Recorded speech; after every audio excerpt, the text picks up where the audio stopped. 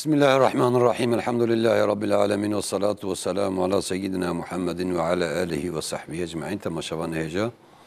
Selamu ve rahmetu bereketler ve ta'ala serve tevekka ve hanş khuda jaraki di. Selekan Rehber TV. Embu meyvane mala ve Seyyida melanet huzura ve hazire seyyidamın bkhairatın. Khayra khadir ve bakıda civarızı bey. Ecma'in. Temaşavan heyeca pırsı ve sarıya telefonu o WhatsApp'ı beşer diyem de bunkarın bişini inşallah.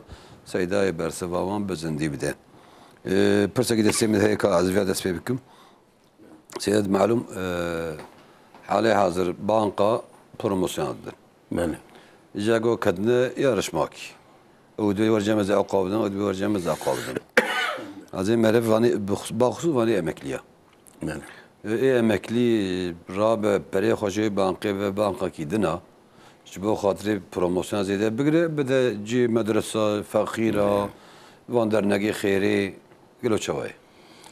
Euzu billahi mineşşeytanirracim. Bismillahirrahmanirrahim. Elhamdülillahi rabbil alamin ve salatu vesselam ala hayri halqi Muhammedin ve ala alihi ve sahbihi ecmaîn. Malum insan ki mecbur ne ve göre pereyxu ne de faiz ne de bankaya. Eğer bankaya B faiz hebben, vakıfan katılım bankaya, de faiz tine ve promosyon tine ve gere insan maaşı kuşuvan bisniş bükünek hebben haramiye.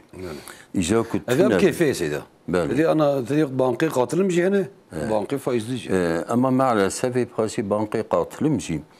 Evcil benim hediye dedin. Navi promosyon navi jince hediye dedin. Navi bir de. Evcil ne caize. Misal an fark. Evcil gelen nakwe. Gelen nakwen. Yani aynı promosyonu. Çünkü kullu deyni cerra nef'an fehuve ruben. Yani bütün ulema-i İslami, mezhebi İslami bir hükmü kabul kirne. Deyn peritel baki bin ev menfiat ki cerrke ev faize. Borcu mevleki mevlece vela zbervatsi ve rokişma bıkhabte disa harame. İşte mesela promosyon dübüm hediye dedin. Evci faize. Yusuf Qaradavi, Hazreti Ali Ameriki diriyiz bide. Ba'sa devleti Avrupa, yani Türkiye. Mesela ki periyod cibayda ve belki bir gasp gelen. Ya mesela bir dizin. İcad benim mecburum bedin banka ki faiz bestin. Kija banka ziyade faiz bide haram bedin vederi. Bu hatırı kon ziyade bestin ama bedin fakir fukara Filistin rabşine. Zbervi hay vakta koy illa kebe faizi biraz ziyade bestin çetirel. Ama akşam mümkün bevin van banka. Ama banka faiz tine be çünkü muamele faizi peygamberi medve faizi bedeci ek bxoji lanteletine. Gere mesela muamele faizi Xwed ala harb kiriye. İlan harbi kiriye. Ali kariyavan. Fe'zenu bi harbi min Allah ve Rasuli. İca inkâne goya takvakiyetkin. Dve ola em promosyon nasim laj banka ra. Ve roji ekisma telefon ke pireki. Dve etkim nakim kurim Sofya dve vallahi nasim mش banka nasim. Sofya eşkorun. Nas dini peygamberi Xweda te lanet etine. İzciyara bir alikar. Mali haram, kun mali mevda yeki babi bimre. Ana mesela ev mali babi de haram heve. Gere evkup kevi mali haram tebci derke. Bidet çünkü Peygamberi medve inna Allaha tayyibun la yakbelu illa tayyiben. Xwed ala temiz tahire pakıca. Kabulnaki illa temiz tahiriye. Yani gere mali babi xuyi haram teb derke halal kuma. Evis khura ne varsa. Evci usta. Yani vakta ku evet perites banka damin illa ve yek mesela banka ki bizate. Promosyon vakti ku bedin tukari vi ek pardon. Jbuke tebdi fakir ama hatta banka vane guad faizin nakin hebben. Hatta ben karar değil. Çünkü gelenek hebben ve muamele faiz yani. Yani ana mesela devlet çan roberi perivan davan. O da bize mesela 5 ro, 6 ro, 7 ro da banka bir trilyona kart ki bu parayı faiz edhe. İşte devlet jwana goun per kart ki gibden xoye maaş haji, zui faiz edin. Seyda daham telefonu mehne muamız meslude sekandine müsaade ve Adıyaman'ı kerem kum khairatın. Hello. Kerem ke. Hayırlı akşamlar. Hayırlı akşamlar buyurun. Ben 2 tane sorum olacaktı hocama. Buyurun.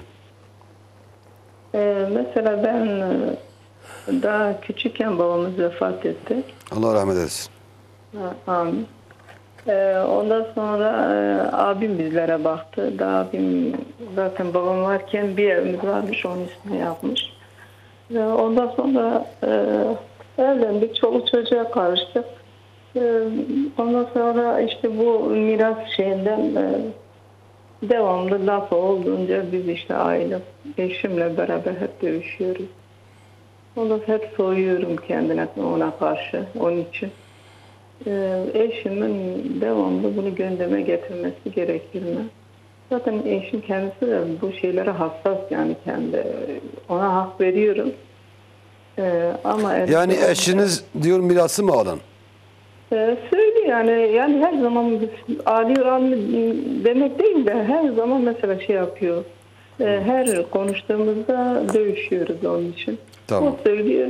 Mesela haklı olarak hak veriyorum ama yani herkese söylüyor bunu.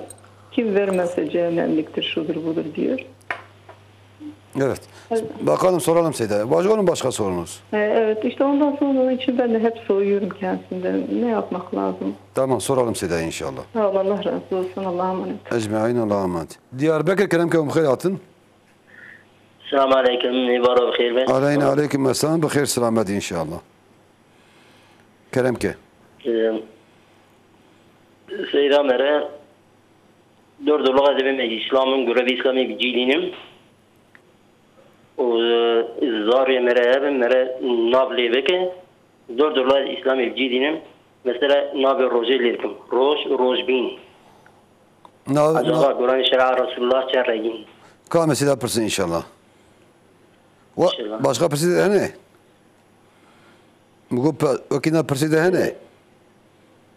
Seyda mere nabi kabristana yani bir desmi mere kanı her nikane. Kâme Seyda pırsın inşallah. Ama hadi Khudaya bin khayr ve hoşide inşallah.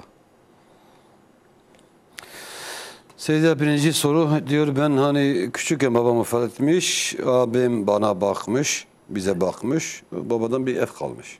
Evet. Diyor ondan dolayı hani eşim diyor o evi al. Niye almıyorsun? Mirası nihayetinde babadan kalmış. Bu da almıyor demek ki, öyle anlaşılıyor. Diyor mesela aramızda tartışmalar, soğumalar çıkıyor.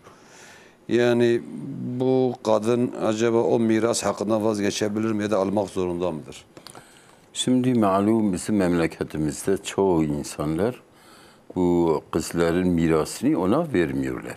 Evet. Peygamber aleyhissalatü vesselam diyor, men harrama varisen an mirasi harramallahu aleyhi cennete. Herhangi bir insan bir insanı mirasından mahrum ederse Allah-u Teala da onu cennetten mahrum bırakır. Dolayısıyla yani şimdi mesela tabii bu kaç tane varsa biz bilmiyoruz. Eğer bir ev olsa, mesela bir kız o bir kardeş olsa, mesela iki pay kardeşe de bir pay kıza düşüyor. Ama mesela kız diyor ben küçük iken eğer babası vefat etmiş, o mesela kardeşi mirası dağıtabilirdi. Bu kızın payını onun üzerine masraf edebilirdi. Aslında senin payındın, mirasındın. O mesela ne ihtiyacın olsa ona masraf etseydi, yani hakkı vardı yani. Şimdi madem o kızın mali var. Ama etmemiş, şimdi eğer gönüllü yapmış sayılır. Bu mesela bu kız... Yani kocası ona diyebilir mi sen bunu almak Kocası hakkı yoktur. Yani kız bu alsa da onun malidir. Kendine sevap mesela yollarda verirse, iyi yollara mesela sadaka Hayra verirse, sadaka verirse. fakir fukara kime verirse kocası sen veremezsin diyemez. Çünkü onun halis malidir. Kardeşinden de almasa almayabilir. Dese mesela kardeşim beni mesela beslemiş, beni Bana üzerime bakmış, masraf etmiş. Yani ondan da al mesela ki memleketimizde çok o kız kardeşler yani utanıyorlar kardeşlerinden mirası almıyorlar. Halbuki kalplerinde o almak vardır. Bu da kardeşler vermeseler bu haramdır. Günahkar olurlar. O kıyamet gününde de onlara davacı olurlar. Dolayısıyla bu bacımız eğer almazsa hakkını almayabilir. İlla kocası sen alırsın. Bunun için huzursuzluk çıkarma hakkı yok. Yani o çıkarma hakkı yoktur yani. Alsa da sana vermezse vermeyebilir. Yani. Kendi mülküdür. Evet. Müsaade size bir telefon gibi. Heci İstanbul Keremköy hayratın. Evet. İstanbul. Selamünaleyküm. Aleyküm selam. Hocam hayırlı akşamlar. Hayırlı akşamlar buyurun. Hocamıza bir sorum olacaktı. Evet. Şimdi hocam, benim eşim Hanifi'dir. Biz bazen beraber cemaat namaz kılıyoruz. Ablam ve kız kardeşim de oluyor. Ya da yanımızda eniştem örneğin. Erkekler ön tarafta, bizler de arkada. Aynı oda içerisinde kılabilir miyiz?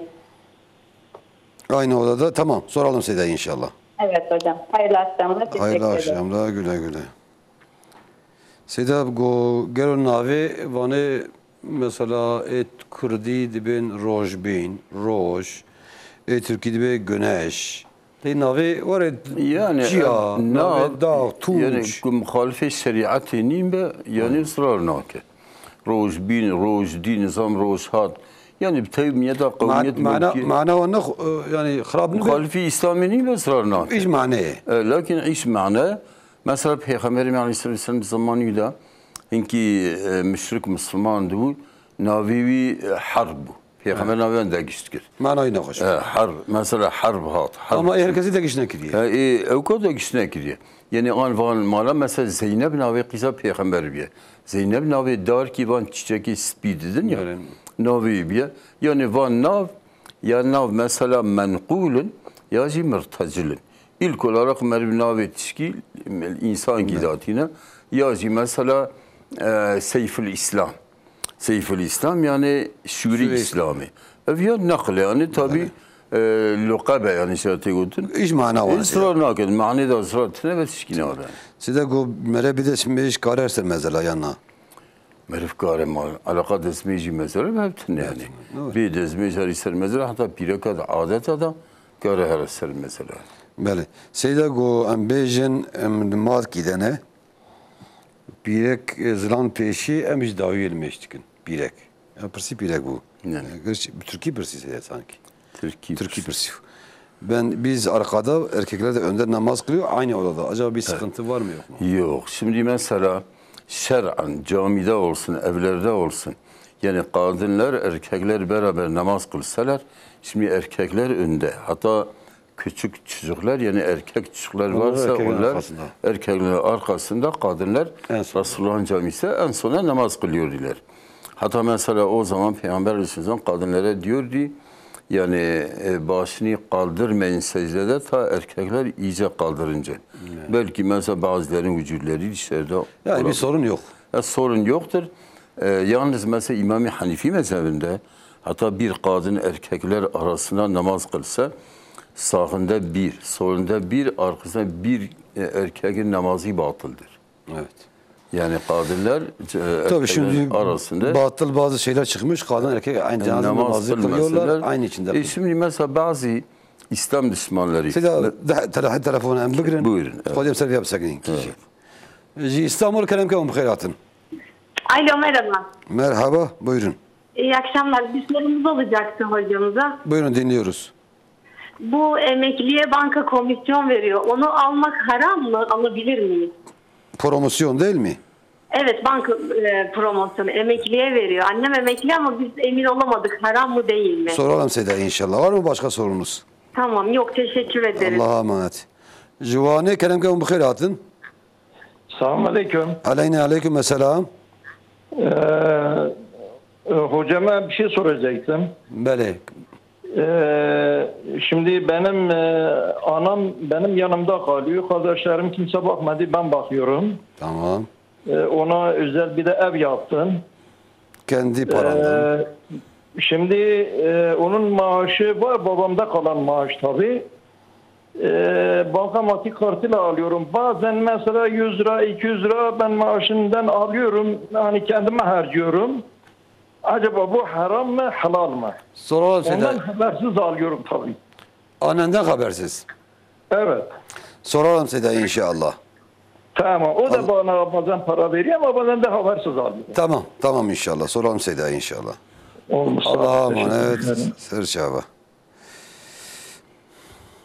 Seyda namazla ilgili hani demiştik bu bazı son dönemde hakikaten bu çok yaygın. yani şimdi bazı kadın erkek cenaze namazı İslam özellikle. düşmanları vardır. Özellikle cenaze namazdan son dönemde böyle yaygınlaşmış kadın Evet. erkekler Yani içinde bu namaz. yani bütün mezheplerde caiz değildir. Lakin İmam-ı Hanifi mezhebinde Batı kısmı hususan hepsi hemen hemen Hanifidirler.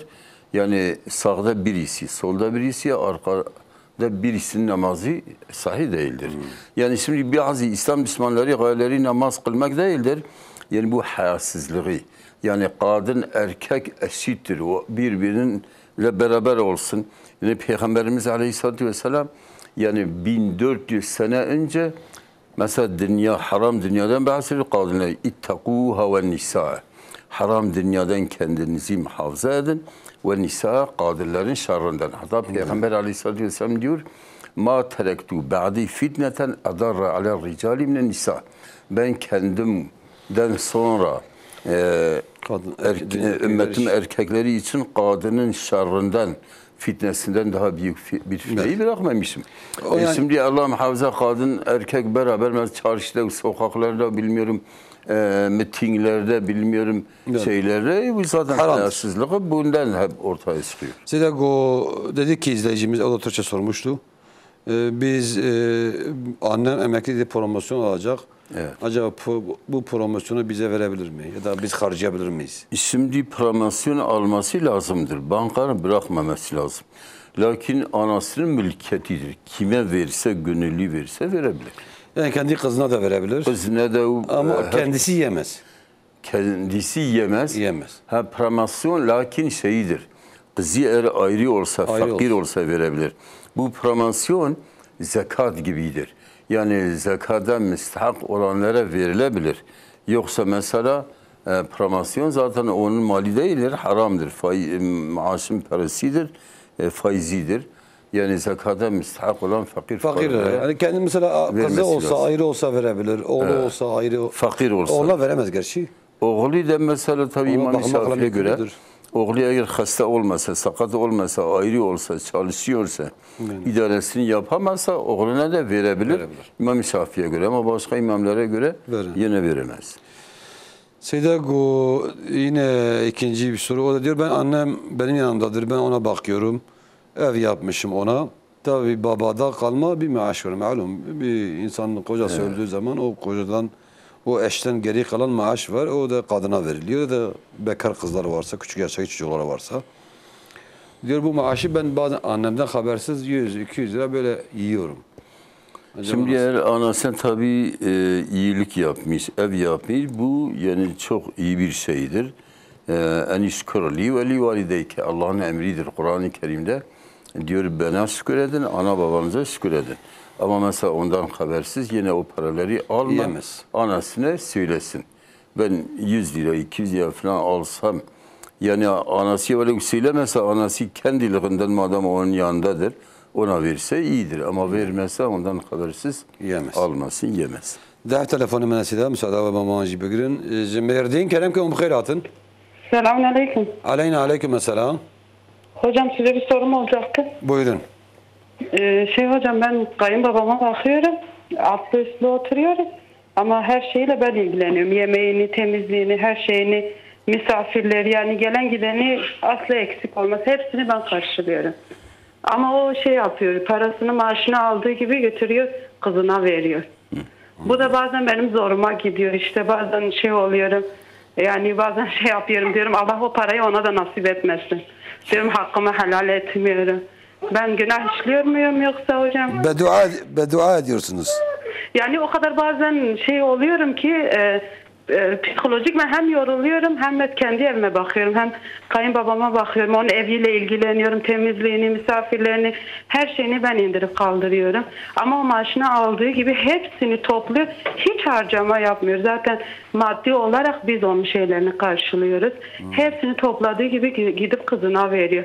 Ben de bazen o kadar sinirleniyorum. Diyorum ki Allah o parayı ona nasip etmesin.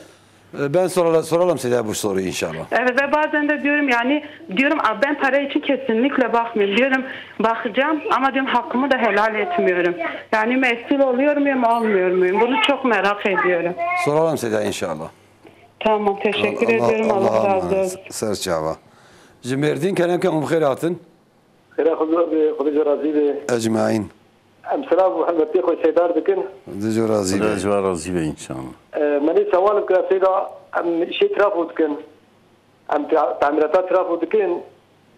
إجا أبي يغات ترافو مي تبيع بشودي هي غاوي زلكا خوندادك أو زلكا خوندادك داري دادك به إجا فانا طبعا مش كان دخل باريلا فيرماني ترافو شي ترافو دكن دربي خذ سبب وكده دربي أبي كابد ما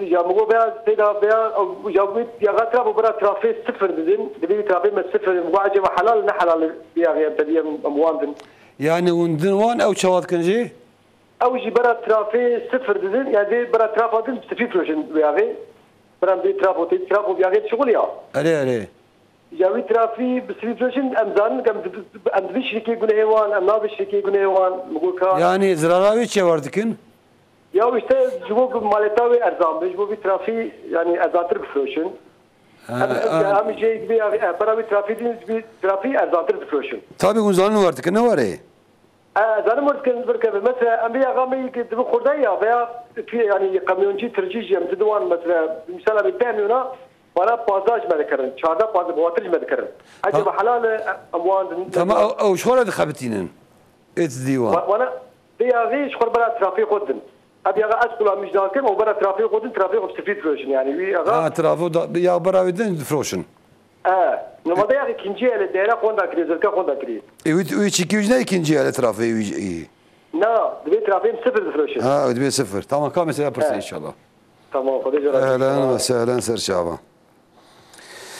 Söyle izleyicimiz dedi ki ben kayınbabama bakıyorum, bütün hizmetini ben yapıyorum, misafirlerini ben karşılıyorum, bütün işlerini ben yapıyorum. Maaşını aldığı gibi götürüyor, hiç harcamadan götürüp kızına veriyor.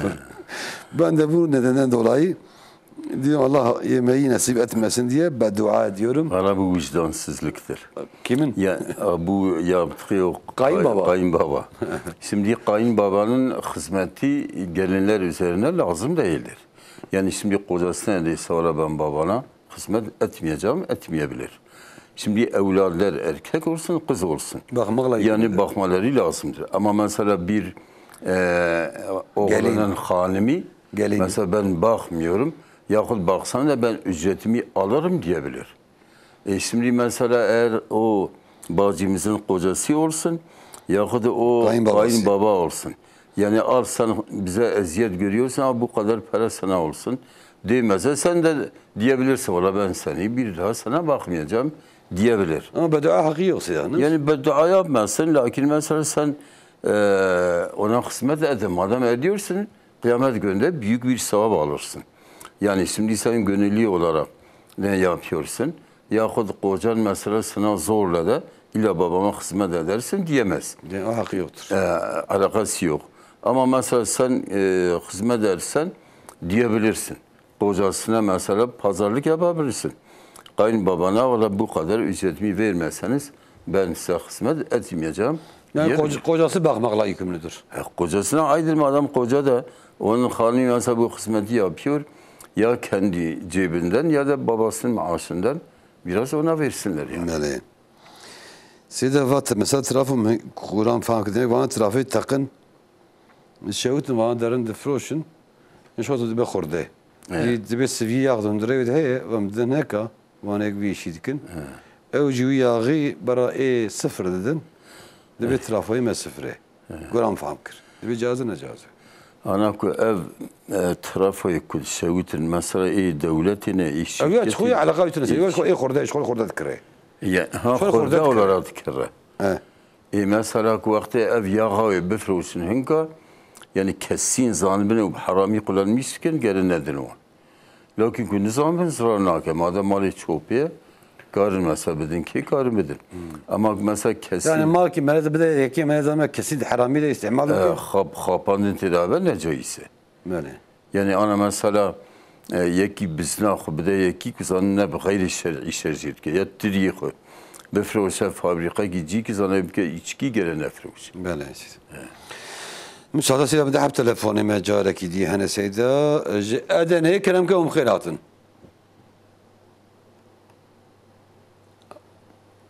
Adana دنج Adana ناي أوديا أزبارش باتمان أبو باتمان كلام كم خيراتن السلام عليكم علينا عليكم السلام یه دعاتم تمدست سیدا خدا راضی به İnşallah. انسان جواسواسه مسئول نه مسئول از پازمین ببم حتی دیجم پرسیبو من جواب نستم Kâme seda yani pırsın inşallah. kadiye Kâme seda pırsın inşallah.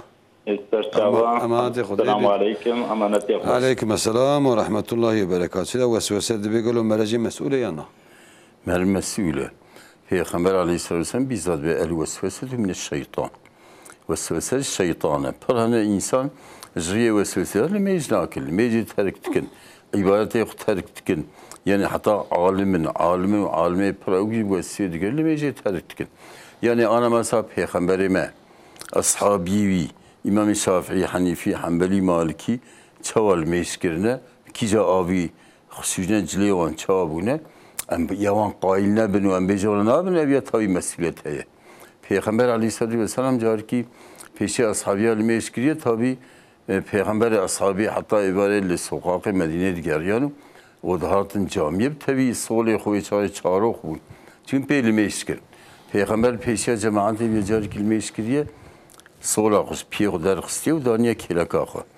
Nabil meczaga etihiyat xandi biye ku der xstiye bütün ashabiye der xstiye. Peygamber pişik selam dedi be ve çima soruyor der xstiye ya Resulullah der xis. Mago kas taraf kadar da emir ki atiye çemey der xis. Ve emi Cebrail har gore necisi ki bini piyete baya sola xo der xalo ve der. Ben meczaga kiriyeci makbule. Heja mesela der xis. Lakin edin der naqstan. Lakin insan hadi bir tarihi da bir tuvalet binavaki cam. Banyo olsa için betona av banyo dal kutkin. İsrafe.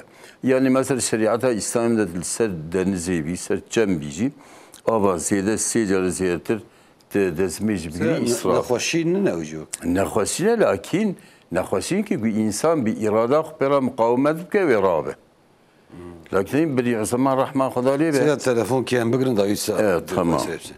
Juvane kerem ki umkhayatın. Juvane. Alo, iyi akşamlar. Buyurun. Şeydama bir sorum olacaktı benim. Dinliyoruz. Hocam benim eşime promosyon veriliyor da her sene hiç kullanmıyordu. Fakat bu sene borcumuz vardı. Promosyon verdiğinde borcumuzu ödememiz gerekiyordu. Bunu borcu ödedi. Ama şu an diyor ki mesela inşallah borçlar bu parayı kendi malımın içinden çıkaracağım. Evet. Yani onu tekrar ödemesi gerekiyor mu yoksa borca verdiğimiz için geçerli mi? Soralım Seda'ya inşallah. Var mı başka sorunuz? Teşekkür ediyorum. Hayırlı akşamlar. Allah'a emanet inşallah. İstanbul kerem ki umkhayatın. Selamun Aleyküm hocam. Aleyküm selam. Nasılsınız, iyisiniz inşallah. Allah razı olsun. Elde dua edin hocam. Hocam benim bir sorum olacaktı da. Buyurun. Hocam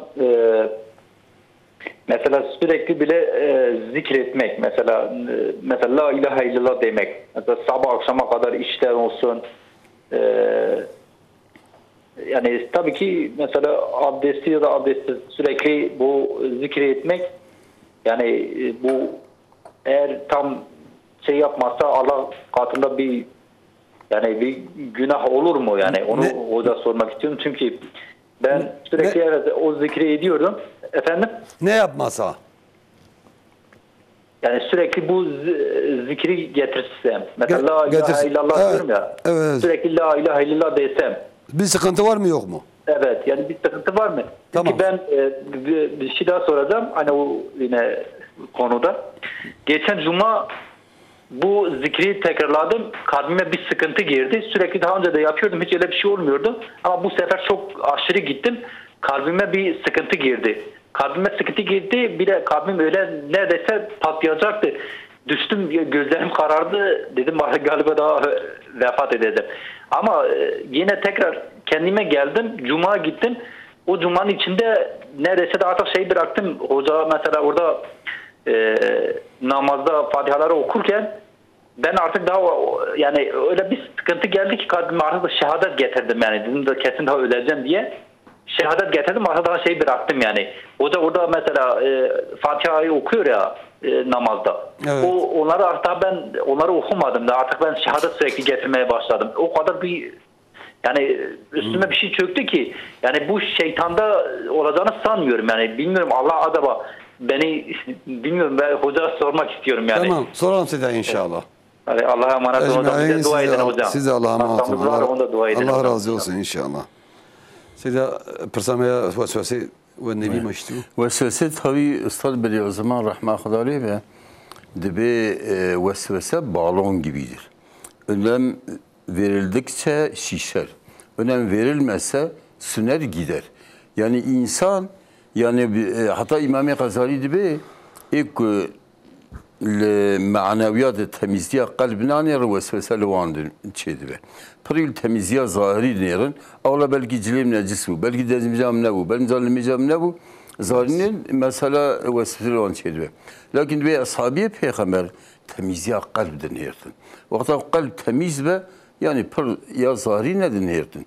Ecberviye valla al ve adet tertemiz antıl vermeyiz ki bütün mezhebe ve adet hakız vakti necis gibi çabuk ne bileyim. Ve cada ko her ruh halkta çetev o bir solih çente vakti necis gibi çabuk ne bileyim. Bütün mezhebe caize mesela kânet wan çubki kalmeyeceğim olan harici valla elverveyiznak. Şeriat hakikaten izinde. Bütünü mesela İmam-ı Mezhebi izindana isme muhalefet avant. Ya vesvese. Vesvese yani şeytan kudu kalbi insana vesvese içirge ağla ya necise. Ya harama ana arkadaş kime malaya pırcı ilmici bası. Limeci terk ediyor. Şey vesvese da. Çıma limecina ki ve valla haram. Belki o necaseta kudu hondri vidahaya o düşürmüş ki de o haram kiriyor. İdi hondri ashabiyatına bu, peygamberiyatına bu. Bütünü evliyaya Xuda ve asfiyatına bu. Eviyse vesvese. Vesvese liyetke valla evkam necise. Ha sıhhat ki duri da küçük biraya valla de belki peşkiyatın mükemmel. Bana vesvese ne? İnsan çabi xunayı من şeriata İslam'da debet hari hondur ki ve satıl ki masve o küçükliğe debe küçük gibi masve tinkari hukum ki bir küçük gibi masve. Yani şeriat yani Peygamberi medbe inna Allah şey debe Xuda debe inna Allah yuridu bikumul yusra ve la yuridu bikumul usra. Xuda irada kolaylığa vetke ya sıkıntıya ve nake. İhram sıkıntı için ey vesveseli. Kana bütün Müslüman duy hali dabın. Tükkes şov dünyara işkina bir şey bero bu vesvese meşgul. Yani müsaade size de telefonu bana maci bigrim. Jibingole kelam ke khairatın. Selam aleyküm. Aleyküm selam. Selam soru ki Bele kelam ke. Vaj boy mesela rızk sila kad ve Xuda salih cari rızkı merale dıkıya. Ondan sonra insan şeydi ve eskora pırdık evim rızkı pırdıkım.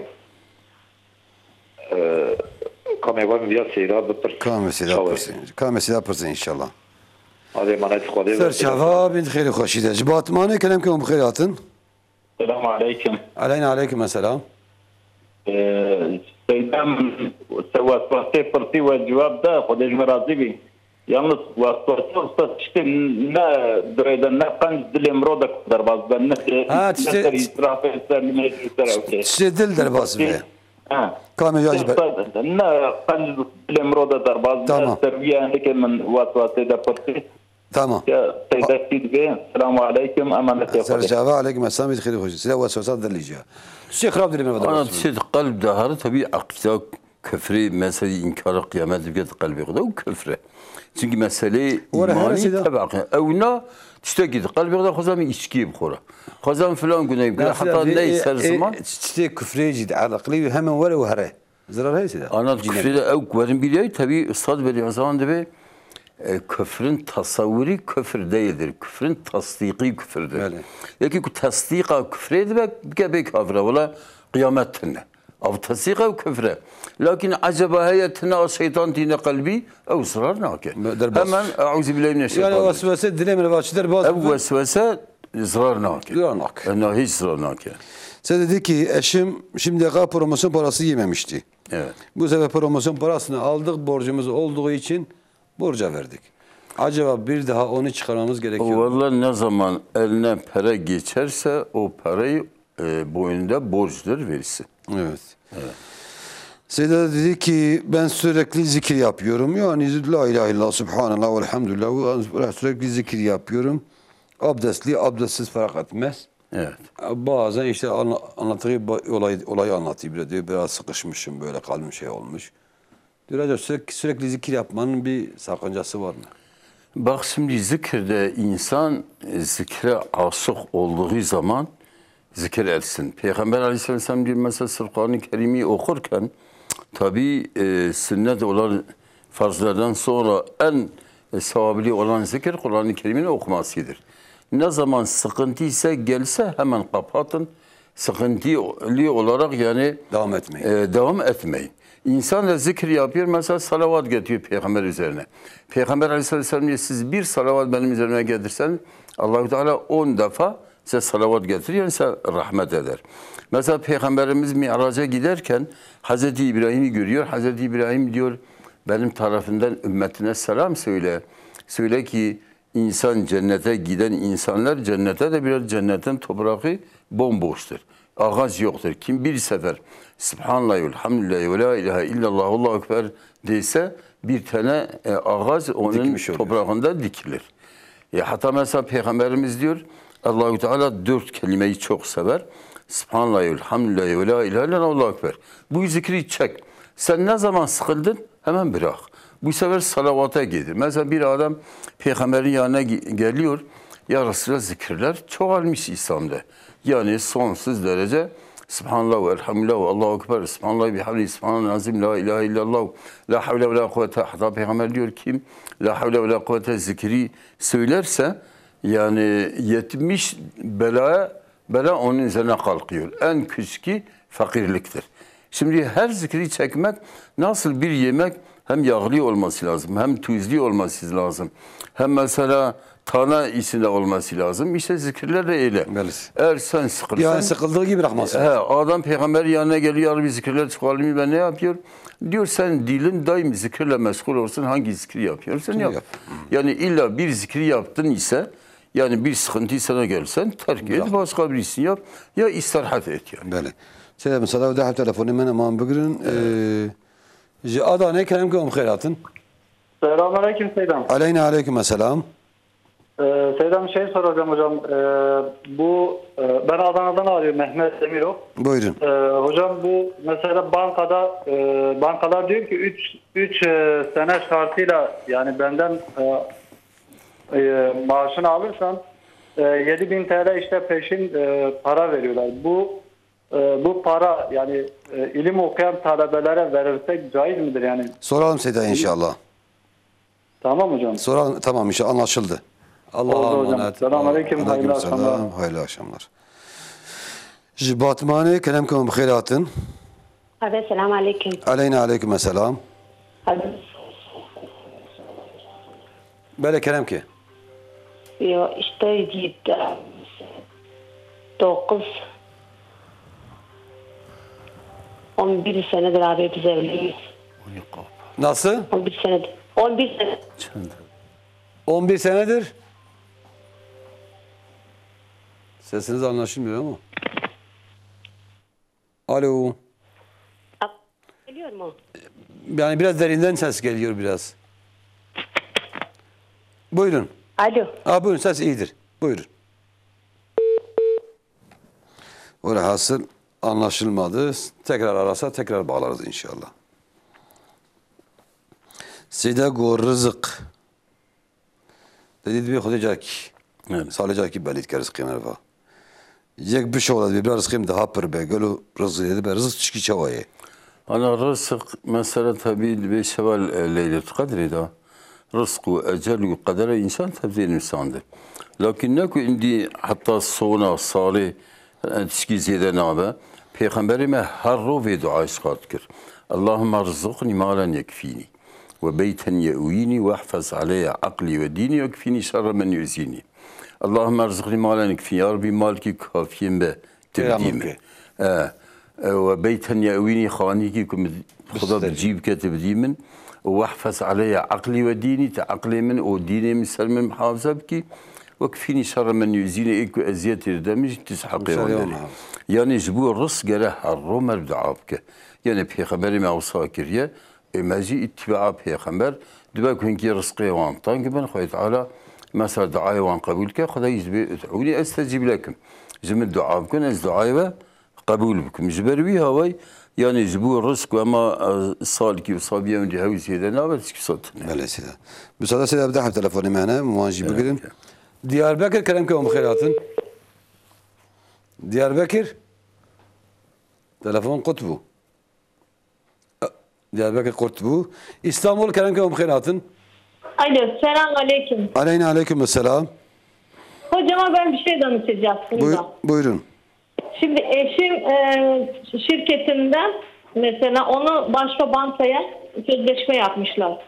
O bankadan ona şey vermiş, profesör mü ne para vermiş. Şimdi o bize helal mi değil mi? Ama eşim bilerek yapmamış, şirketi yapmış.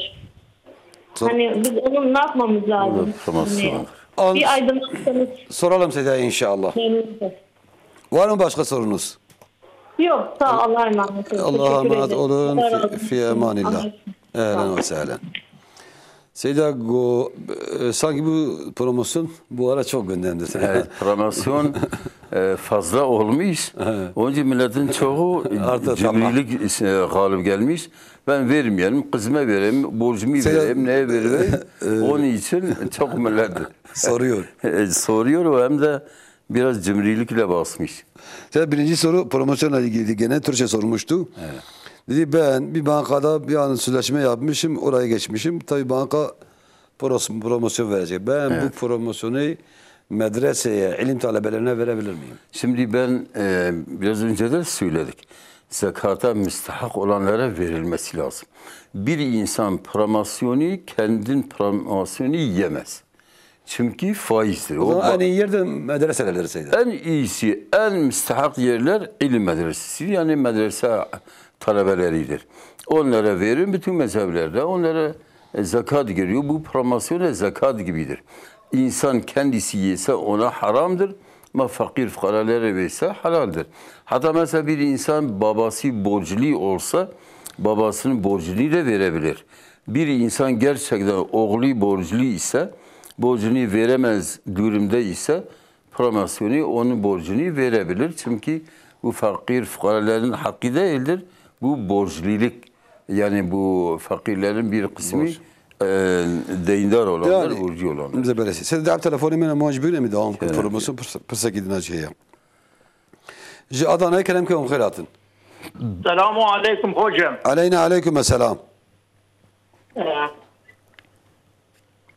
Hocam şimdi İslam'dan bejin şin hazın yani Türkiye bejin matem yas heye ve okavi pşa ve yetedi insanın başına gelen okevi şey dibin miriyevi şey dibin veya olayı teneserivi yani İslam'da hazın Türkiye şiye. Hükümü çeva hayat şıkaz kadariye tamam. Hatta şıkaz kadariye bir öğrenmek istedim hocam. Ka mesela pırsa inşallah. Pırsa de ne? Na, evet. Ama hadi Xude bin xeyri xoşiydi. İnşallah selam. Aleyna aleyküm selam. Batman'e Keremköy mukhiratın. Batman. Alo. Merdin Keremköy mukhiratın. Selamünaleyküm hocam. Aleyna aleyküm selam. Hocam benim 2 tane sorum olacaktı. Buyurun. Hocam benim annem sabah namazından önce ya da sonra bir rüya görüyor. Bu rüyasında zor durumda kalıyor. Böyle ağlayarak dua ediyor ve o duayı da böyle sanki göğe yükseldiğini söyledi ama dua bir türlü aklına gelmiyor hangi dua ettiğini. Seyda rüya tabirini yapmıyor gene soracağım. Ben de anneme söyledim de dedim yine de bir soralım. Ben de soracağım Seyda inşallah. Hocam ikinci sorum da şu. Bazen namaz kılarken o kıldığım namaz içime tam böyle oturmuyor. Sünneti kılıyorum söyledim ki neyse belki farz namazıma zarar gelmişti bir daha kılıyorum. Yeniden sünnet namazımı kılmam gerekiyor mu? Namazda için rahat olun değil, namazın kabul olmamış diye şüpheye mi düşüyorsun? Ya da bir eksikliğim olduğunu hissediyorum. Hissediyorsun ama bilmiyorsun. Aynen bilmiyorum. Yani tam kılıyorum ama diyorum ki acaba kendimi tam veremedim mi, bir şey mi oldu, bir sıkıntı oldu? Tamam, soralım Seyda inşallah. Var mı başka? Teşekkür ederim hocam, dualarınızı bekliyorum. Allah razı olsun, Allah'a emanet olun. İnşallah seyircilerimiz de size dua ederler. Seyda dedi ki, benim eşimin şirketi onun iradesi olmadan bankayla başka bir bankayla anlaşmışlar. Evet. Bu anlaştıkları bankada onlara promosyon verecek. Evet.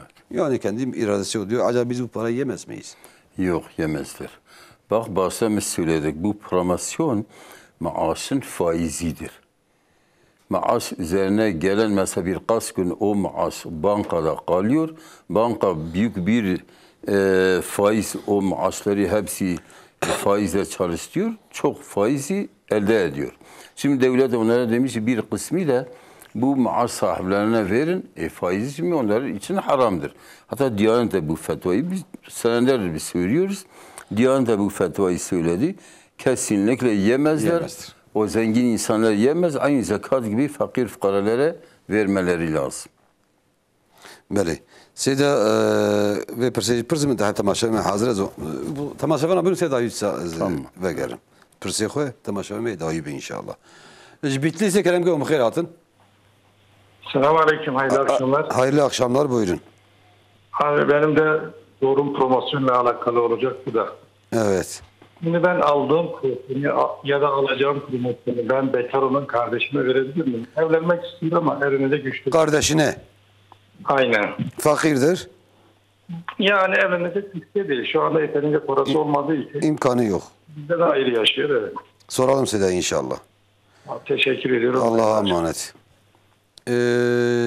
Batman, kerem ki hayır atın. Selamun Aleyküm. Aleyna aleyküm selam. Hocam hayırlı akşamlar, kolay gelsin. Allah razı olsun, buyurun.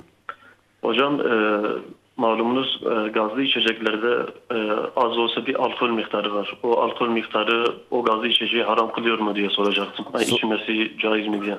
Soralım Seyda inşallah. Peki hocam hayırlı akşamlar. Hayırlı akşamlar, Allah'a emanet olun. Son seyircilerimiz bunlardı. Seyda goşin ben hüzün insan ki miliki dimre. Yani kaderi üçye, imkanı üçye, mera bigri xoxacılığı xopqatine. Ya normal mera mahzum ya jib deng bigri, bedeng bigri. Yani miktar eşkini de İslam eşkiye. Ana Peygamberimiz Aleyhisselatü Vesselam إذا أحب الله عبدا يصيب منه وقت خداش عبد كي حسبك مصيبة بذاتشينه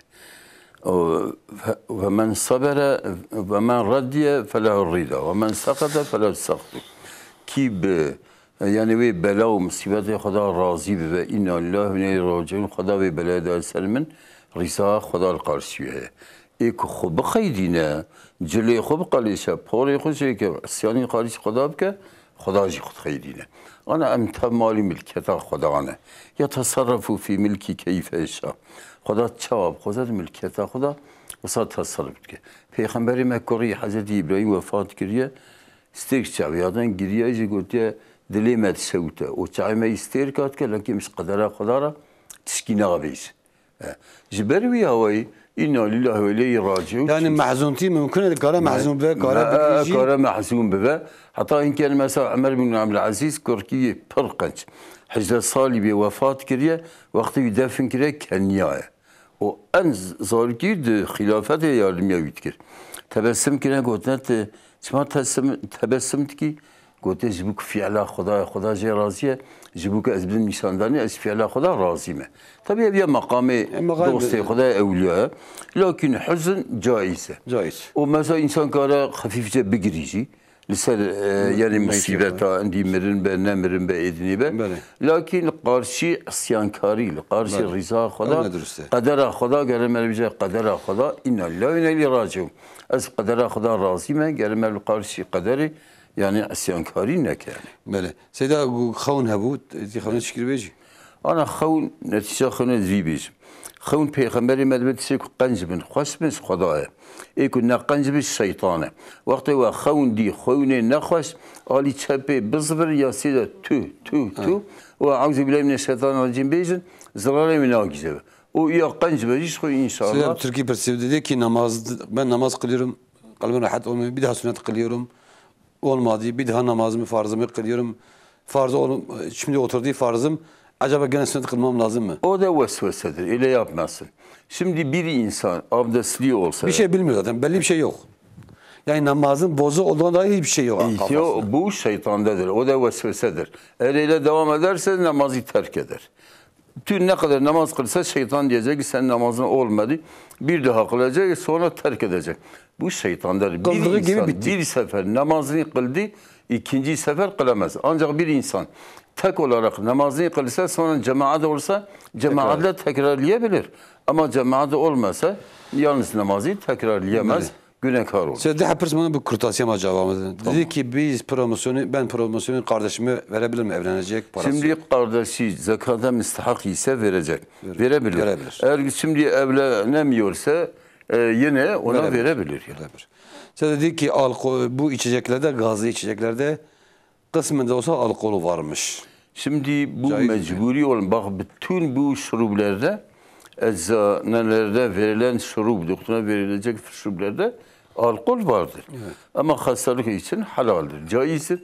Hatta mesela o içmek için keyfi olarak içmek de caiz değildir. Alkol fark etmiyor. Etil mi değil mi fark etmiyor. Şimdi mesela her şeylerde olsa, bu içecek maddelerde olsa o mecburiyet değildir. İçmesi haramdır. Fıkıh kitaplarıyla söylüyor. Malat avasıyla hoşlar azim. Selamun aleyküm. Seyyide aleyküm selam. İntihar etmek neden günahtır? Öğrenebilir miyim? Çünkü insan hayata zevk almıyor, intihar etmek istiyor. Niye günahtır?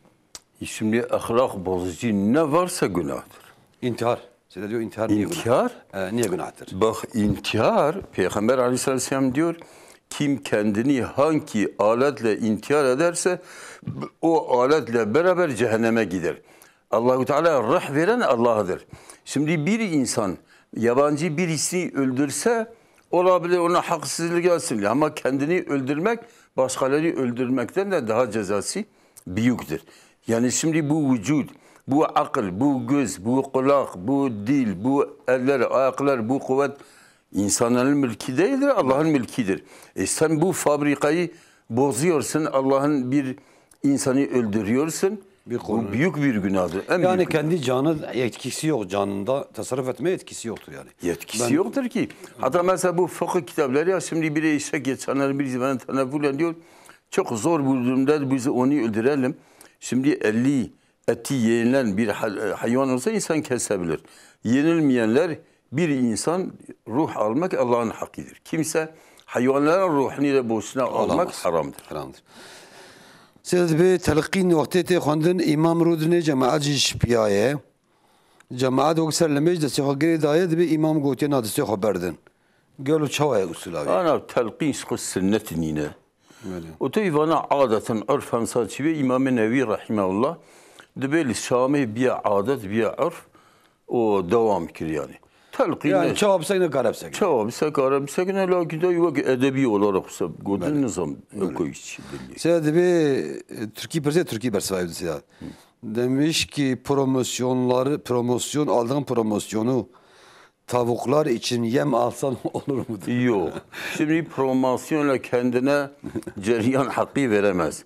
Odun ya kömer alıp yakmak için bu caiz değil. İnsan kendini menfaatinde kullanamaz.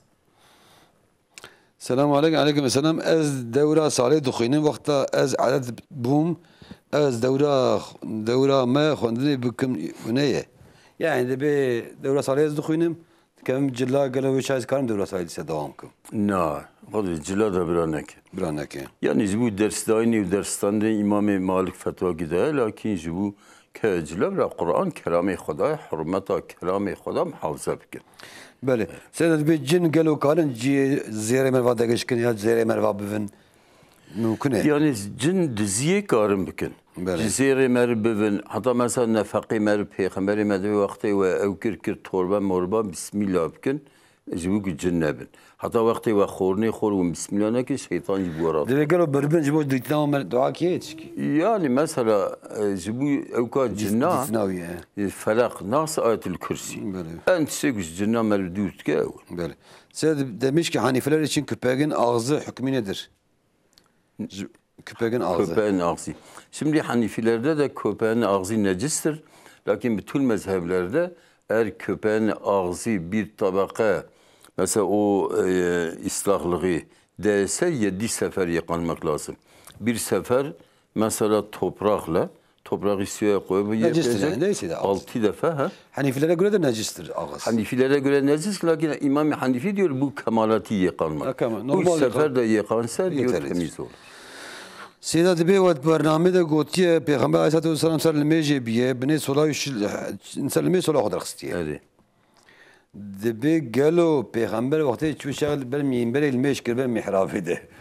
Hatta ora çeve erdek iş pisne bir oynayacağız. Ya beni sorayım necisi ki necisi ki hışk hebiye. İca lmeş kirne o lmeş da Hazreti Cebrail hatiye gotiye ba nesik yaqi. Nesik kul Medine mnevre ve germe ve tave ve qume ve tezebek har hatta ve necis. Necisi hışk ciki necis nakip kuderiyor. Seyda Bey ben telefonla bağlandım ama bağlantı koptuğu için soruyu buradan sormak istiyorum. Babam vefat etmiş. Miras paylaşımı nasıl olur? Anneme ve biz çocuklarına pay şekli nasıldır? Şimdi bir baba ölse. Türkçe cevap. Evet. Baba ölse, hanmi varsa, çocukları varsa, o babanın babası, anası varsa. Şimdi çocuklar olsa hanıma 8'den 1 düşüyor. 8'e 1 onun eşine. Onun eşine. Kızlara, o mesela babası varsa... Yok baba ölmüş ya. Ben de babanın babası. Dede. Babanın babası varsa 6'dan 1 ona düşüyor. Ana varsa o da 6'da 1. Evet. Eğer mesela çocuklar varsa tabii. Çocukların da lizzekeri misli hazırlayın seyir. Çocuğa 2 kız. Erkeklerin payı kızların 2 kızı bir erkek yapacak. Eğer evladları olmasa anaya 3'ten 1 düşüyor. Kalan bütün mal babaya kalıyor. Size demiş ki bankaların maaş için verdiği promosyon helal mı, hükmü nedir? Bankaların verdiği promosyon. Banka biz daima diyor haramdır. Yemeleri lazım. Mesela zekat gibidir. Nasıl zekat, haram mallar fakir fukaralara verilir? O da öyle. Böylese de bir şarkı Türkiye meraç khor beje. O godari geçe vaye. Yani ahlak bozucu olmasa tişkin abi bir şey olmaz. Dibe selamu aleyküm mesela dibe seyda ruha kıyametli galo Khoye Teala herkese afu buke. Ne ola herkese afu nake. Khoye Teala kafire afu nake ve insanı günahkar tabi günahı van kuş khiri van beter bin. Khiri van günahı van beter bin. Günahı van tabi afu dibin. Lakin günah beter bin Libya şefaat edimine. Yani evvel peygamber, enbiyalar, düdüde alamalar, düdüde şehidler hatta sabiye birçok hükümlerine şefaat ediyor bu abi. Yani her alim en az alim ki müttakibe. Yani raya Khuda ve şefaatine dey habise akrabayı xo cehenneme hak kirne. Ku daha müttaki o ilmu hizmet kabahat kirbe hatta belki sadist ke. İnsanı şehit hatta haftı hab akrabayı xo şefaate antkin o peygamber mesela şu peygamberime şefaata am. Yani haşri ya bütün ümmet. Yani müci iman bu arada dedi azabı kabuk şimdi sağ. İman hebe. Ama hatta peygamberime de kaderi tenacce ya tenagennim. İman hebe ebedi cehennem. Yani ser şirki nere ser küfri nere bes. Neyse ser küfri. İnşallah Khuda Teala. İnşallah Khuda. Bir şey azabı koya da afu. Sen de ben sorun banka tarafından verilen promosyon. Kredi kartı borcumu kapatmak için kullanabilir miyim? Kullanamazsın. Ya da buna kullanamaz. Çünkü sorucu bir kaşık yapmış. Ya da babamın aracını değiştirmek için kendisine verebilir miyim? Yok. Aracı değiştirmek için o fızır olursa o da olmaz. Ya da öğrenci olan akrabalarımızın okul ihtiyaçlarını giderebilir miyim? Şimdi o yani bak medreselerde Arapça okuyanların verebilir. Ama öğrenci yarın bir doktor olacak. Onun doktorluğu ona faydalıdır. Ona da veremez yani. Diyor babam emekli ikramiyesiyle hayvan aldı. Abilerin baktı elde ettikleri gelirle dükkan var vesaire aldılar. Sonra hayvanları babam abilerin arasında paylaştırdı. Kızlara vermediler. Sorduğumda o hayvanlar öldü. Yerine abilerin hayvan aldı cevabını verdi. Bu durumda kızlar hak düşüyor mu? Yani gayet fahmiyesi tam. Babı hayvan kırıya gada khodi kırıya. Ya daviye bab miriye demek zamanında. Daviye goçote miriye bir şey mirası. Goçte van hayvanın mirine çok van hayvan nakırıyne. Ne ey babın. Evlada goçte. Evlada ey lavuka var goçte. Ne daha ne kaçka. Çoğu. Yani ana ku bara evlada pereyxi ne ey babı kırıben. Tikeç karatır. Lakin mali babı hakikat çıkayız dedi. Velev nivi para kurabeşi. Böyle. Sen de namazı lmeji merva kaza pırbın. Galo mer çoğuniyet on bine mere çabuk ki. Ana mesela alemi İslam'ı lmeji pırbın ve her farz ki edat ke ve seri yek kazab ke. Roje 5 farz lmejane. Evet 5 farzajı kazab ke ve hatta ömrü mehbeziyor hatta kadim ولو ortada bemreci kazayı miniz Xudavi affettik. Böyle bu Müslüman daha önce tağuti sormuş, bir cevap vermiş, sorunu tekrarını sormuş, o da kalsın bu hafta. Mecdi ve şeytan vesvese de merva emçabıkın. Lanet şeytana hatta peygamberi medve şeytanı vesvese navi khanzebe. Pır bejne a'uzu billahi min şeytanil vesvese fi khanzeb. محيفزا خبقات كن شيطاني وسوسة خنسب وبرجي في آياتي بخوني ربي أعوذ بك من همزات الشياطين وأعوذ بك ربي أن يحضرون في آياتي بر بخين الشيطان شو الدير بدو وسوسة. Mesela diyor ben promosyonu verdiğim kişiye promosyon olduğunu söylemesem olur mu? Eğer zekata müstahak olsa söylemezsen olur. Olur. İki, verdiğim kişi de diyor içmede yani yemekte, içmede kullanılırsa hükmü nedir? Zaten ona verirsen o yemek içmek. Kendi mülkidir. Yani kendi mülkleri ne ona lazım olsa orada kullanır. Dibi topuzlu boneleri takmak günah mı? Nasıl? Topuzlu bone. Çiğ nizanım? Her halde pisleri hop birek. Bilindik çalak. Dibi çavayı. Eğer bir perde de ve ısrar nake. Yahut benzetme be fasku facra be harame. Peygamberi medve men teşebbeh bi kavmi feheminim. Ki tesbih bu kavm ki bked be jwan. Av teşbih atına be bini perde de ısrar nake. Kesne bine baş.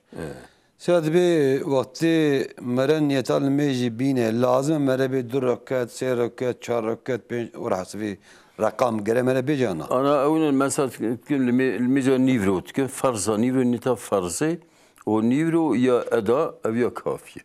نلازم يلارك هذا بيش فرق هذا شهر نيفرو. بله. أو السباق الدولة مثلا قلت حضر إذا. بله. يعني شرطي شيء رقمات نلازم واجبني. المجال نيرو جو تمامه. أري. عسر يعني نيرو سبي. أزمية الميزة فرزة نيفرو تكن. يعني فرز لازم سيدا نوسا. فرز ووقت. وانا واجب. وانا واجب. او نيت شوي. سيدا بي işçi ki jibo xatirê maaşê işsizliğê bêkariyê bigire sigorta xwe iptal dike. Divê gelo çawa ye? Valla bu hile. Xapandine. Xapandine ne caiz. Bele. Seyda dibe toqi kontara şimdi nasıl bilmiyorum. Daha önce sordum. Her 6 ayda bir yılda 1-2 kez kalan borca ekleme oluyor. Memur maaş artışı veya enflasyon oranından kalan borç artışı oluyor.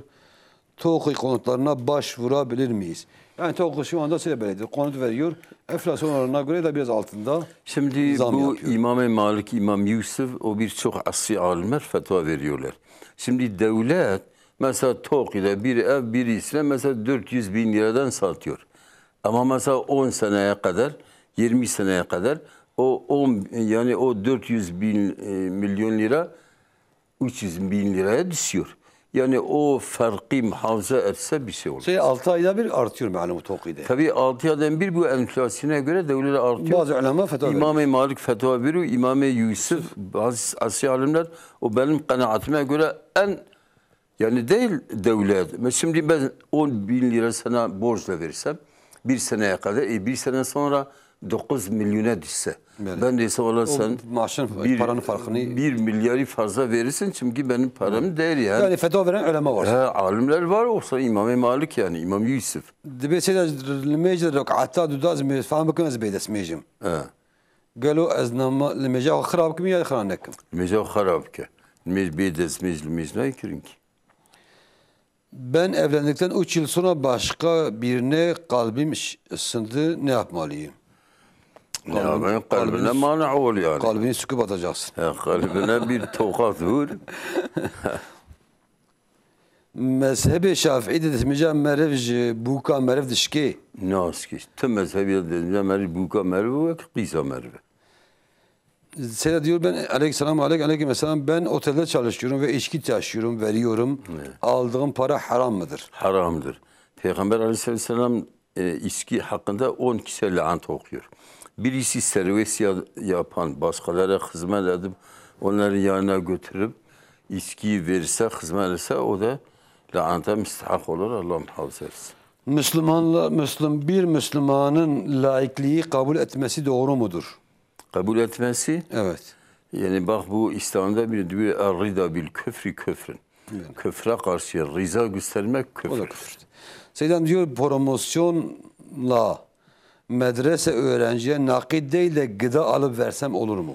Yani şimdi o İmam-ı Hanifi'ye göre olur. Hem de ya insan bu medrese yani de yaşayan talebelerin izin isterse zekatı da medrese idaresine verse yani onlara müsaadeniz olursa paranız bendedir, ben size gıza alırım falan.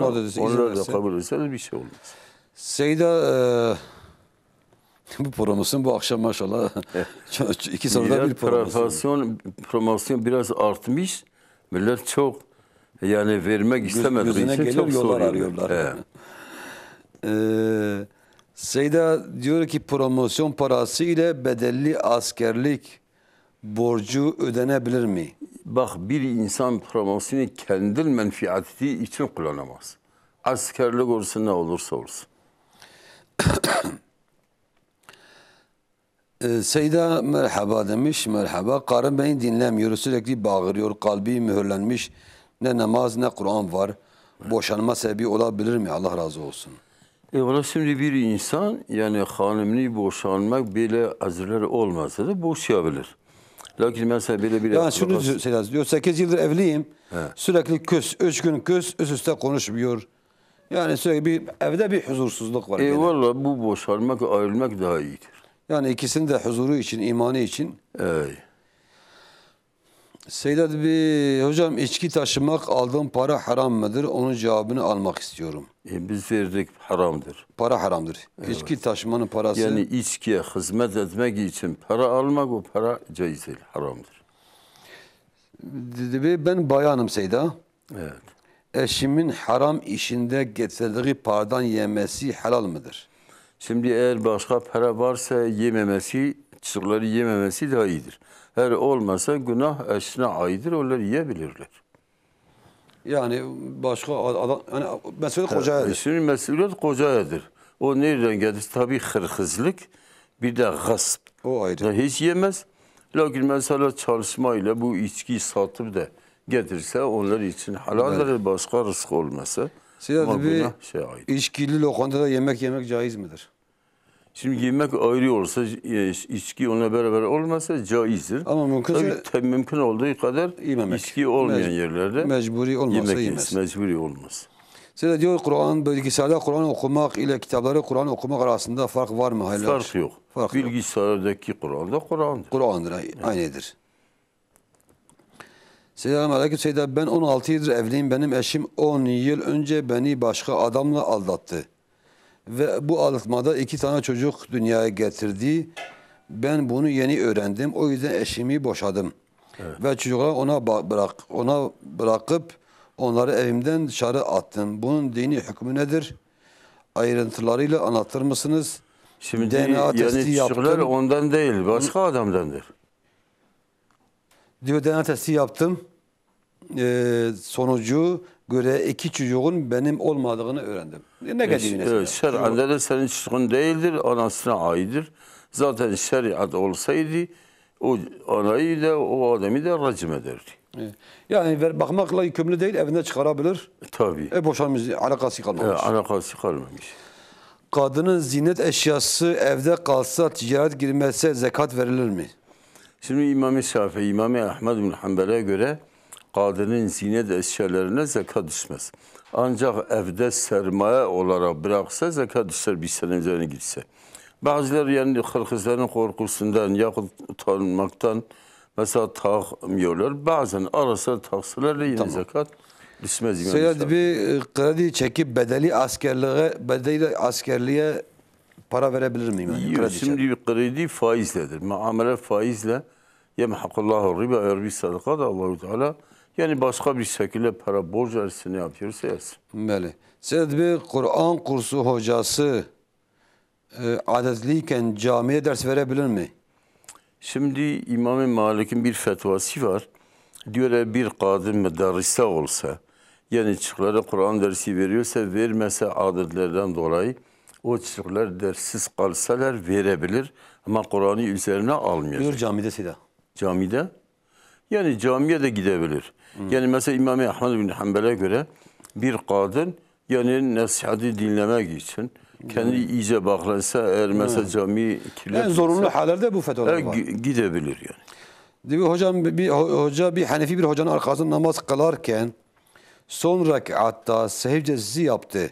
Ama önce sağa selam verdi. Şafii olarak ne yapmam gerekir? Yani şimdi Şafiilerde, Hanifilerde selamdan sonra secde ediyorlar. Ama Şafiilerde selam vermeden önce secde ediyorlar. Evet.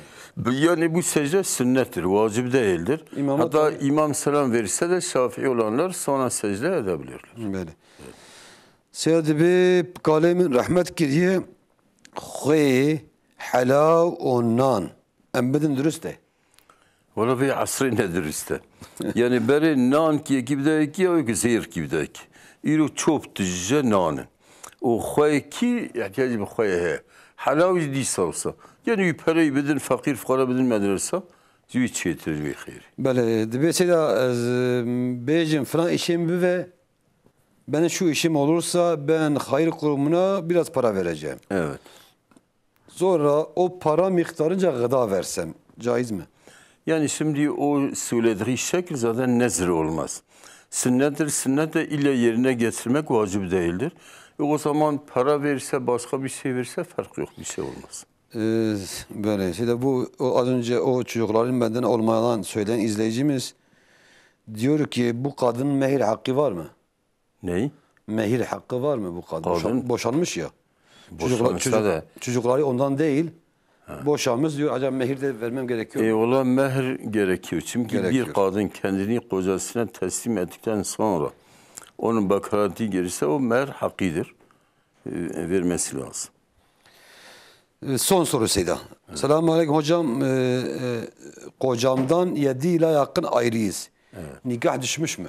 Yok. Nikah düşmüş. Nikah talak olmadan 70 senede olsa nikah düşmez. Selam Allah'a ve Kudaşlar razı be. Kudaşlar razı be ecmaîn. Tamam şefane براسي پرسیو من سر کوهاتون به گلک پرساتون جبر وی خاصینک من ان شاء الله هفته ورد سوون پرسیو پرسن سیدا قدر امکانه و دما برنامه هي برسوا پرسیو بده هفته كده بين خير خوشيده مو خود رب العالمين خدای تعالی السلام عليكم ورحمه الله وبركاته.